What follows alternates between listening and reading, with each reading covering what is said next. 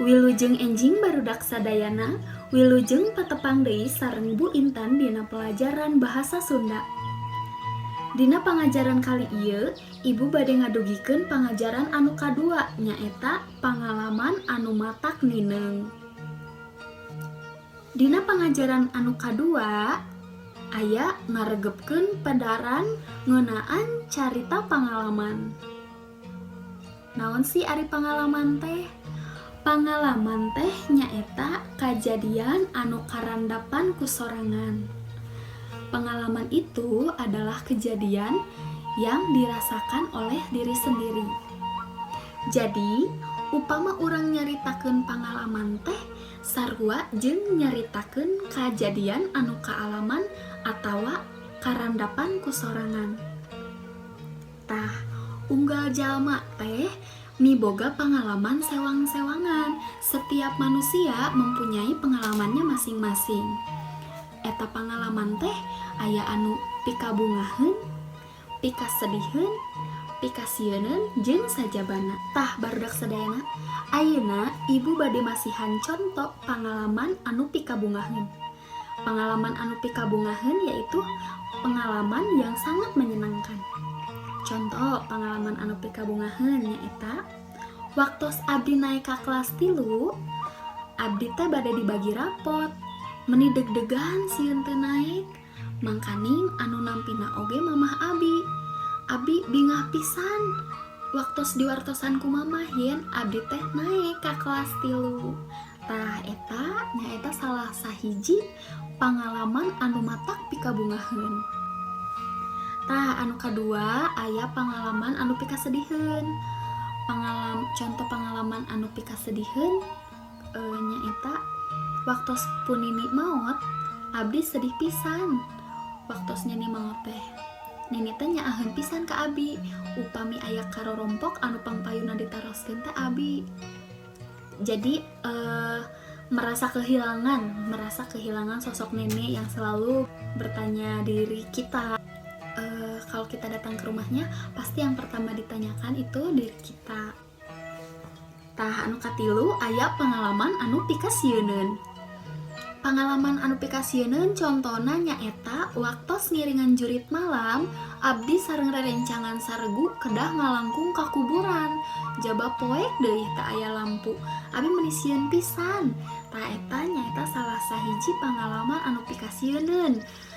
Tengah wengi nuju acara jurit malam, kedah ngalangkungan ka kuburan, harus melewati kuburan.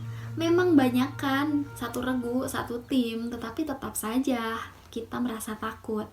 Nah, itu salah sahiji pengalaman anu matak pikasieun. Dan masih banyak lagi pengalaman yang lainnya. Mungkin cerita Ibu dan cerita kalian berbeda. Nah, kalian silahkan ya, bisa kalian ceritakan kepada orang tua atau teman-teman sekitar rumah kalian pengalaman yang bisa diceritakan kepada mereka. Tah anu terakhir nu pandeuri aya contoh pengalaman anu pikaseureun. Contoh pengalaman anu pikaseureun nyaeta waktos Ibu nganggo sapatu sisirangan. Kumargi rusuh kasiangan ka sakola. Ibu henteu taliti nganggo sapatu. Ari dongkap ka sakola, Ibu diseungseurikeun ku rerencangan. Kumargi nganggo sapatu sisirangan. Ibu oge ngiring seuri, daru maos henteu tarapti. Jadi waktu itu Ibu sedang buru-buru datang ke sekolah. Nah, Ibu tidak sadar kalau Ibu memakai sepatu yang berbeda dengan pasangannya. Nah, barudak sadayana ayeuna araranjeun tos ngartos kan naon sih pengalaman anu pikabungaheun, pengalaman anu pikasediheun, pengalaman anu pikasieun jeung pengalaman anu pikaseureun. Barudak sadayana aranjeun tiasa nyaritakeun pengalaman anjeun sadayana ka Ibu Rama atau ke orang tua di rumah atau kepada sanak saudara yang berada di dekat dengan rumah kalian. Atau paling tidak nanti setelah kondisi semuanya normal, kalian bisa ceritakan pengalaman kalian pada saat di rumah aja nya. Tiasa dipikahartos ku urang sadayana. Barudak sadayana, ayeuna ibu bade ngadugikeun materi ngalarapkeun rarangken hareup ka. Rarangken hareup ka nulisna dihijikeun jeung kecap anu dituturkeunana. Gunana pikeun ngawangun kecap pagawean anu ngandung harti teu dihaja. Conto, kecap bawa ditambah ka jadi kabawa. Contoh kalimah, buku mida kabawa kudami. Contoh nomor 2, kecap tincak ditambah ka jadi katincak. Contoh kalimahna, suku Ujang katincak ku Yayan. Contoh nomor 3, kecap tabrak ditambah ka jadi katabrak. Contoh kalimahna, pager runtuh katabrak ku mobil.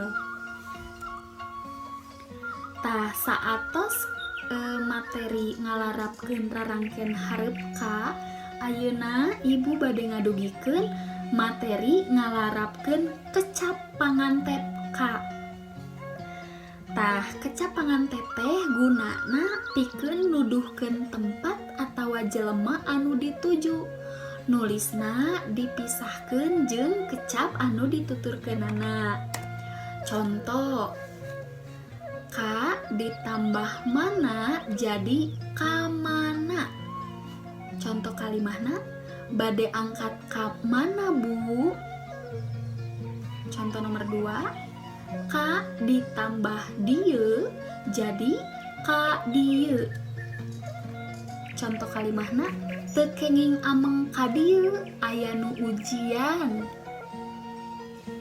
Contoh nomor 3, ka ditambah sakola jadi ka sakola.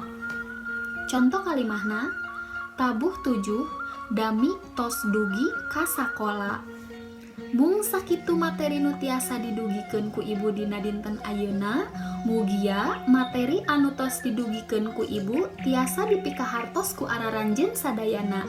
Semoga materi yang telah ibu sampaikan dapat dimengerti oleh kalian semua. Hatur nuhun.